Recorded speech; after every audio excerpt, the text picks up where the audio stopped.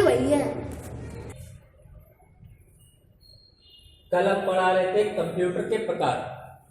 हमने आपको पढ़ा दिए थे, ये कल हमने आकार व क्षमता के आधार पर हमने नहीं पढ़ाया था। आकार व क्षमता के आधार पर हमारे पास में कंप्यूटर हैं 4 प्रकार: मिनी, माइक्रो, मेनफ्रेम और सुपर। अब आकार व क्षमता के आधार पर मिनी है, माइक्रो है, मेनफ्रेम और सुपर है, ठीक। लेकिन इनको अभी मैं डिवाइड और करता हूं। जैसे कि हमारे पास में ये डिजिटल कंप्यूटर है। डिजिटल से अगर हम डिवाइड कर रहे हैं तो डिवाइड करने पर ही मुझे ये 4 कंप्यूटर प्राप्त हो रहे हैं। पहला हो रहा है मिनी, दूसरा हो रहा है माइक्रो, तीसरा हो रहा है मेन फ्रेम और चौथा हो रहा है हमारा सुपर। लेकिन ये 4 कैटेगरी अगर हमारे पास डिजिटल की है तो डिजिटल से ये 4 प्रकार जो निकाले गए हैं इनका बेस है आकार व क्षमता। यानी कि आकार व क्षमता के आधार पर हमारे कंप्यूटर कितने प्रकार के हैं? 4 प्रकार के। पहला है मिनी, दूसरा है माइक्रो, तीसरा है मेनफ्रेम और चौथा है सुपर। अब आगे की बात करते हैं। हमने कल आपको और भी बताया था कि कार्य के आधार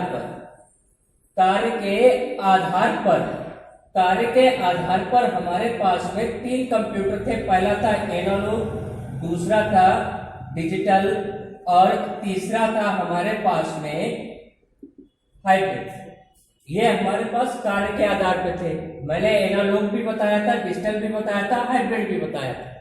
फिर ये भी बताया था कि डिजिटल को अगर हम खोलते हैं तो उनके 4 प्रकार आकार व क्षमता कौन कौन से? मिनी, माइक्रो, मेनफ्रेम और सुपर कंप्यूटर।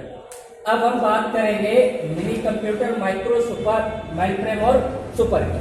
तो सबसे पहले क्वेश्चन इसमें ये होता है कि मिनी के आधार पर हमारा सबसे छोटा कंप्यूटर कौन सा है। जैसे अगर मिनी यानी कि इंग्लिश के आधार पे हम बात करें तो इंग्लिश के आधार पे हमारा सबसे छोटा कंप्यूटर कौन सा है? Mini computer. उससे बड़ा कंप्यूटर माइक्रो, उससे बड़ा मेनफ्रेम और सबसे बड़ा सुपर। लेकिन कंप्यूटर के आधार पर हमारा सबसे बड़ा कंप्यूटर कौन सा है? तो कंप्यूटर के आधार पर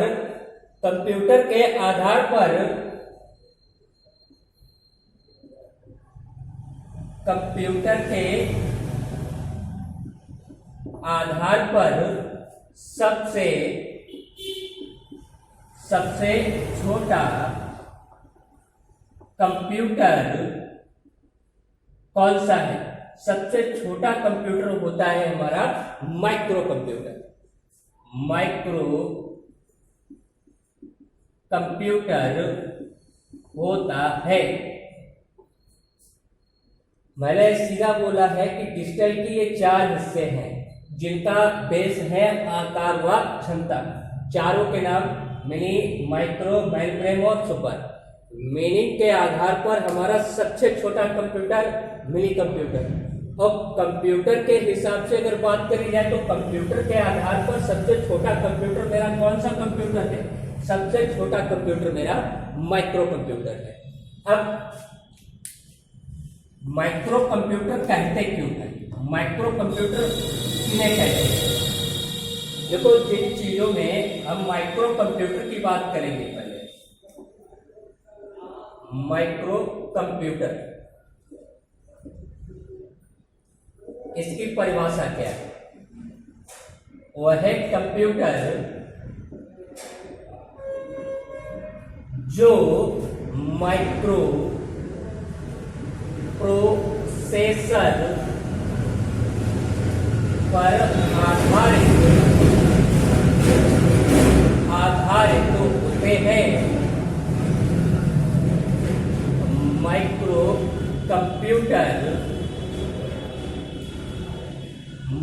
कंप्यूटर कहलाते हैं।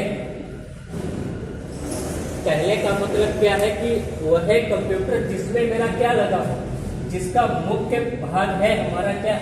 Micro processor. अगर किसी भी चीज में माइक्रो प्रोसेसर हम लगा देते हैं तो वो प्रत्येक कंप्यूटर जो है मेरा वो कौन सा कंप्यूटर कहलाता है? माइक्रो कंप्यूटर कहलाता है। जैसे में कैलकुलेटर।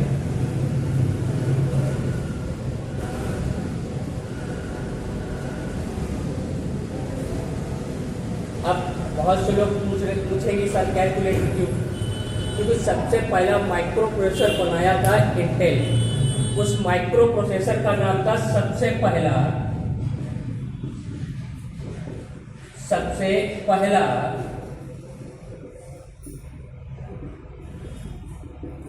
माइक्रो प्रोसेसर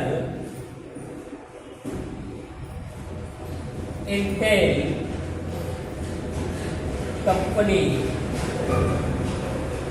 कंपनी के द्वारा बनाया गया जिसका नाम इंटेल 4004 था। यानी कि विश्व का सबसे पहला माइक्रो प्रोसेसर बनाया था किसने? विश्व का सबसे पहला माइक्रो प्रोसेसर बनाया था इंटेल। उस माइक्रो प्रोसेसर का नाम क्या था? इंटेल 4004। अब कभी कभी लोग ये पूछते हैं कि सर इस माइक्रो प्रोसेसर का उपयोग कहाँ किया गया? तो इस माइक्रो प्रोसेसर का उपयोग किया गया था सबसे पहले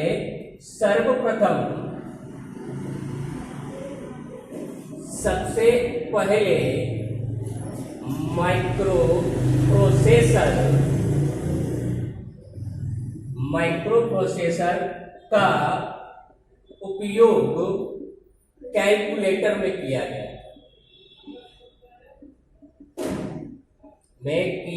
गया था। यानी कि कैलकुलेटर जो हमारा है वो किस प्रकार का कंप्यूटर हो गया? कैलकुलेटर हमारा कंप्यूटर हो गया माइक्रो कंप्यूटर। मैंने सीधा बोला है कि जिस चीज में केवल और केवल माइक्रो प्रोसेसर लगा हो वो माइक्रो प्रोसेसर पे काम करे, वो प्रत्येक कंप्यूटर आपका माइक्रो कंप्यूटर में आएगा। जैसे मैंने बताया है कैलकुलेटर। दूसरा हमारा स्मार्टफोन या एंड्रॉइड फोन क्या लगा होता है? माइक्रो प्रोसेसर है, डिजिटल, लेकिन कहते क्या है? माइक्रो क्यों? क्योंकि माइक्रो कंप्यूटर इसलिए हुआ क्योंकि उसमें माइक्रो प्रोसेसर लगा हुआ है। क्लियर? अब हमारे पास में 4 कंप्यूटर जो है मिनी, माइक्रो, मेनफ्रेम, सुपर। तो मिनी हमारा कौन सा है? माइक्रो हमारा कौन सा है? मेनफ्रेम कौन सा है? और सुपर कौन सा है? देखो हैंड जो कंप्यूटर होते हैं उनको क्या बोलते हैं? Mini computer. जैसे अगर हैंडल की बात करें, यानी कि हैंडल को बोला जाता है प्लम टॉप। यानी कि हथेली पे जो फोन चलाए जाते हैं, जैसे टैबलेट आता है, टैबलेट तो सबने देखा, बड़ा आता है, वो मेरा किस प्रकार का कंप्यूटर है? मिनी। और जो हमारे इस एंड्रॉइड फोन चल रहे हैं, एंड्रॉइड फोन, वो हमारे कैसे? वो माइक्रो कंप्यूटर है। मेन फ्रेम कंप्यूटर कौन सा है? तो मेन फ्रेम कंप्यूटर हमारा कौन सा है? ATM machine. और सुपर कंप्यूटर कौन सा है? तो ग्रे 1। विश्व का सबसे पहला सुपर कंप्यूटर कौन सा था? ग्रे 1 था, जिसका दूसरा नाम है मार्क 1। जिसका दूसरा नाम क्या है? मार्क 1 है जिसका दूसरा नाम। अब मिनी में हैंडल यानी कि प्लम टॉप जो हथेली पे चलता है, माइक्रो में एंड्रॉइड फोन, मेन फ्रेम में एटीएम, और सुपर मेरा कंप्यूटर कौन सा है? ग्रे 1 यानी कि मार्क 1 मेरा सबसे पहला सुपर कंप्यूटर है। क्लियर हो गया? मैंने ये भी बता दिया कि इन चारों में मीनिंग के आधार पर सबसे छोटा ये और कंप्यूटर के आधार पर सबसे छोटा ये। अब कोई ये पूछे कि माइक्रो कंप्यूटर किन्हें कहते हैं, तो उनको सीधा बता दो कि जिन कंप्यूटर में माइक्रो प्रोसेसर लगा होता है या माइक्रो प्रोसेसर पे आधारित होते हैं वो प्रत्येक कंप्यूटर माइक्रो कंप्यूटर कहलाता है। एक इसका क्वेश्चन अगर क्या आएगा, एटीएम वाला, तो एटीएम वाला क्वेश्चन ज्यादातर ये आता है, एटीएम का क्वेश्चन ये रहेगा कि सार्वजनिक रूप से इस्तेमाल होने वाला कंप्यूटर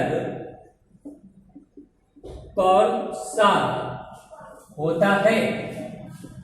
तो सार्वजनिक रूप से सबसे ज्यादा इस्तेमाल होने वाला कंप्यूटर जो होता है वो हमारा एटीएम होता है। और एटीएम मेरा किस कैटेगरी का है, तो एटीएम मेरा कंप्यूटर है मैथ। लेकिन हिस्सा किसका है, तो हिस्सा ये हमारा डिजिटल का, यानी कि डिजिटल की श्रेणी में आता। कोई दिक्कत? नेक्स्ट क्वेश्चन सुपर कंप्यूटर से कि विश्व का सबसे पहला सुपर कंप्यूटर कौन सा है। तो विश्व का सबसे पहला सुपर कंप्यूटर है क्रेवन, जिसका नया नाम है मार्क 1। और इसको बनाने वाले कौन है, इसको बनाने वाले वैज्ञानिक का नाम जो है हार्वर्ड एकेन, इन्होंने इसको बनाया है। सबसे पहला सुपर कंप्यूटर कौन सा है, क्रेवन, जिसका पूरा नाम जिसको बोलते हैं मार्क 1, और इसको बनाने वाले वैज्ञानिक का नाम हार्वर्ड आइकेन। और सुपर कंप्यूटर का पूरा मार्क 1 का पूरा नाम क्या है, क्रेवन का पूरा नाम क्या है, तो ऑटोमेटिक सीक्वेंस कंट्रोल्ड कैलकुलेटर, ये आपका मार्क 1 का पूरा नाम है।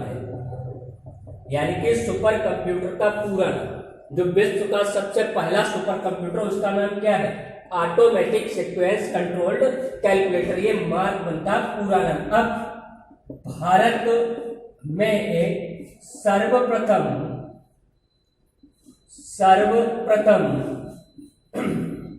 कौन सा सुपर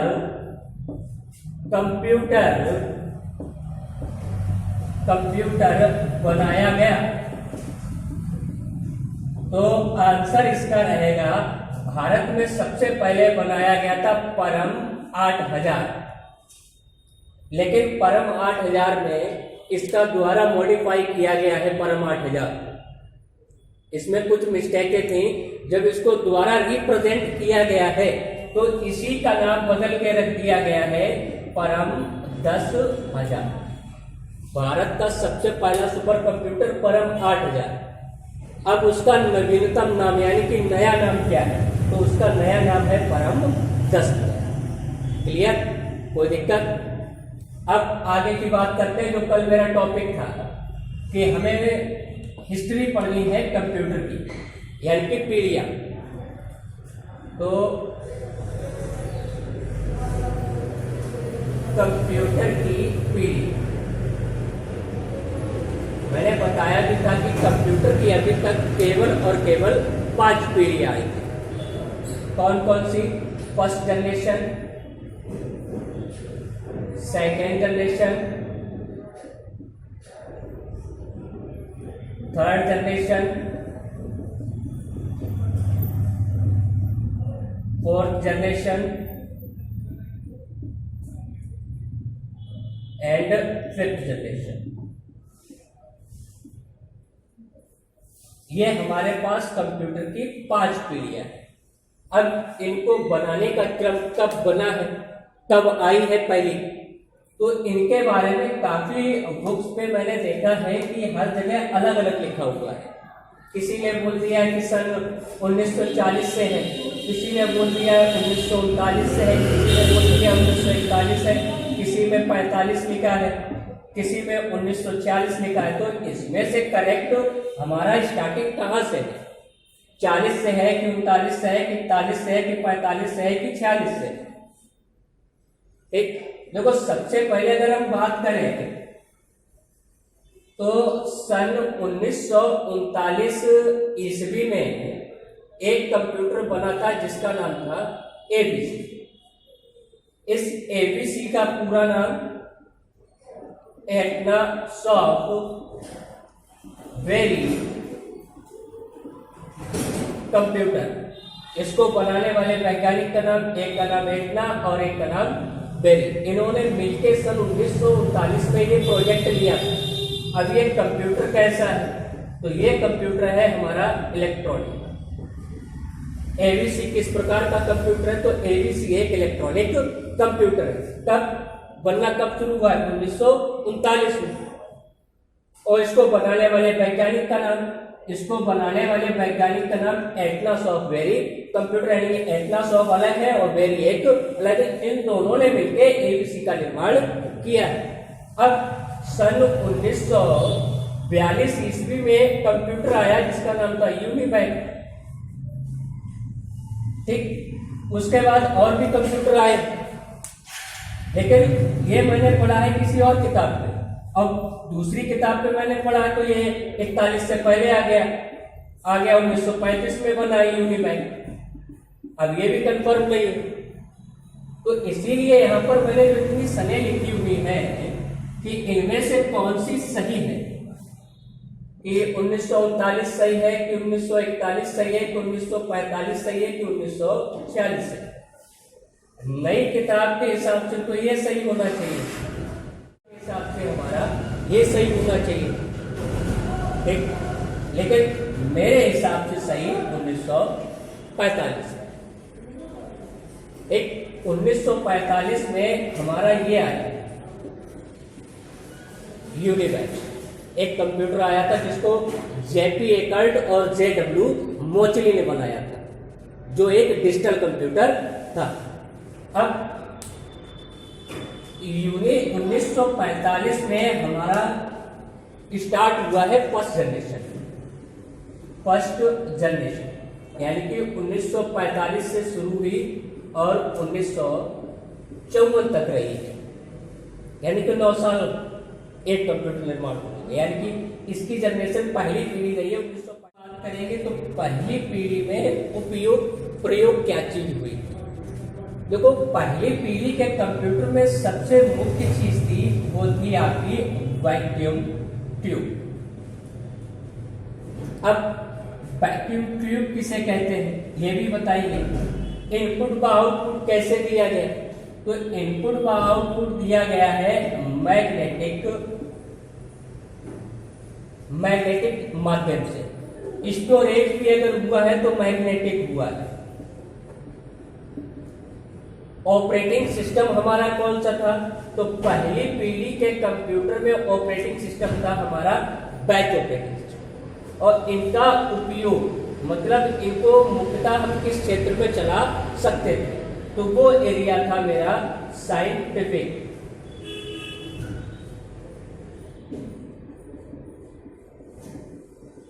यानी कि वैज्ञानिक क्षेत्र। अब वैक्यूम ट्यूब के बारे में हम बात करेंगे। सबसे पहले वैक्यूम ट्यूब किसे कहते हैं। देखो वैक्यूम ट्यूब को दूसरी भाषा में क्या बोलते हैं, वैक्यूम ट्यूब को बोला जाता है,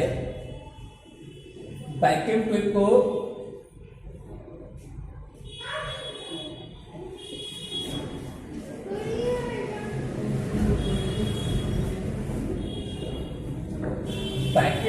हम लोग बोलते हैं वैसे बाल देगा, बाल तो देखा होगा। अब बाल्ब है क्या, देखो पाइप देखा है, पाइप जिसमें हम पानी भरते हैं, जिससे उस पाइप को अगर हम किसी से जोड़ दें तो पानी उसी से होते हुए वहां तक जाएगा जहां तक मैंने उस पाइप को कवर कर रखा है, बिछा रखा है। ठीक वैसे ये है कि एक पहले जो हमारा लाइट प्रबंधन का काम था रबड़ के खोखले पाइप थे, रबड़ का बना हुआ जो हमारा था वो क्या था, खोखला पाइप था, जिसका नाम क्या रखा गया था, जिनको हम लोग बोलते हैं वैक्यूम ट्यूब। अब इसको मान के चलो, ये हमारा पावर ब्लॉक है, जहां पर पूरी लाइट आती है, ये लाइट आने का प्रबंध है, यहाँ हम लाइट ले आए, और ये रहा मेरा कंप्यूटर।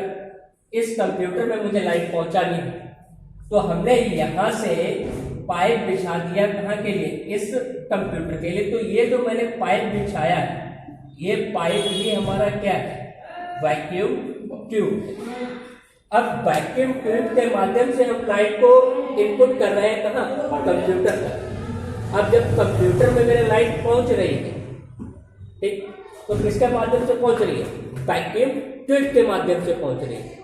अब अगर वैक्यूम ट्यूब, देखो आसान भाषा में बात करें, साइकिल देखी, साइकिल के अंदर टायर होता है, ठीक, जहां हम लोग एयर भरते हैं उसमें एक वाल्व लगा होता है रबड़ का, बिल्कुल वैसा ही उसी का बड़ा आकार, वही बड़ा आकार क्या कहलाता है मेरा, वैक्यूम ट्यूब कहलाता है। और उसी वैक्यूम ट्यूब के माध्यम से हम लोग क्या करते थे, लाइट को कंप्यूटर तक पहुंचाते हैं।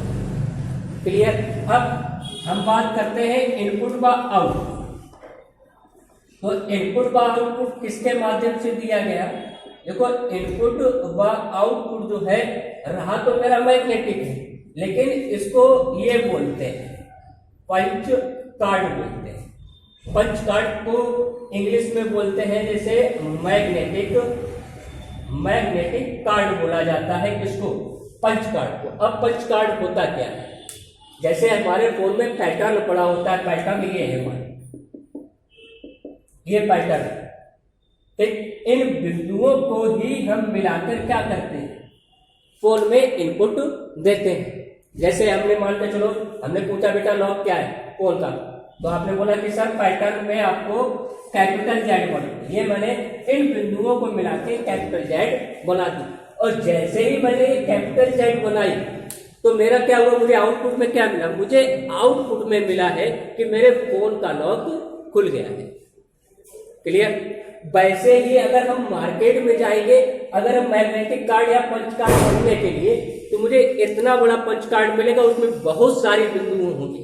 उन बिंदुओं को मिलाकर हम क्या कर सकते हैं, कंप्यूटर में कोई भी नंबर, कोई भी सिंबल, कोई भी अल्फाबेट, कुछ भी इंटर कर सकते हैं। अब कंप्यूटर भी जो है हमारा, उस टाइम पे हमारा इसी का उपयोग करके हमें आउटपुट भी देता था। यानी कि आसान भाषा में कहा जाए कि हमारे फोन में जो पैटर्न लॉक मौजूद है, उसी को बोला जाता है क्या, पंच कार्ड बोला जाता है। उसमें हमारे पास लिमिटेड डॉट्स हैं, लेकिन हम जब मार्केट से लेके आएंगे, अदरवाइज इसको खरीदेंगे, तो हमारे पास बहुत सारे डॉट्स उपलब्ध हो जाएंगे। उन डॉट्स को ही मिलाकर हम क्या कर सकते हैं, कोई भी सिंबल, कोई भी नंबर, कोई भी कैरेक्टर, कोई भी चीज हम उसमें इंटर कर सकते हैं। इतना क्लियर हो गया। अब आगे की बात करते हैं मैग्नेटिक माध्यम। देखो स्टोरेज रखने का जो माध्यम था वो कब था, जैसे में डाटा अधिक मात्रा में रखना है, तो पहली पीढ़ी के कंप्यूटर में अधिक मात्रा में हम डाटा को स्टोर नहीं कर सकते थे, एक लिमिट रूप में हम डाटा को स्टोर कर सकते थे। अब डाटा को रखने का माध्यम बनाया गया कैसा, मैग्नेटिक, यानी कि चुंबकीय रूप में हम डाटा को स्टोर कर सकते थे। यानी कि कोई भी चुंबकीय टाइप की हमने कोई मेमोरी कार्ड ही तैयार की, जैसे मेमोरी कार्ड, तो मेमोरी कार्ड में हम जो डाटा रखते हैं, ठीक, उसके अंदर इलेक्ट्रॉनिक डाटा के रूप में, यानी कि चुंबकीय डाटा के रूप में वो डाटा स्टोर हो जाता है। अब हम मेमोरी कार्ड भी लेते हैं तो हमें एक लिमिट में मिलती है, उन्होंने 2 GB की है, 4 GB की है, 6 GB की है, 8 GB की है। तो वो डाटा हम जो रख रहे हैं किस रूप में रख रहे हैं, मैग्नेटिक रूप में रख रहे हैं,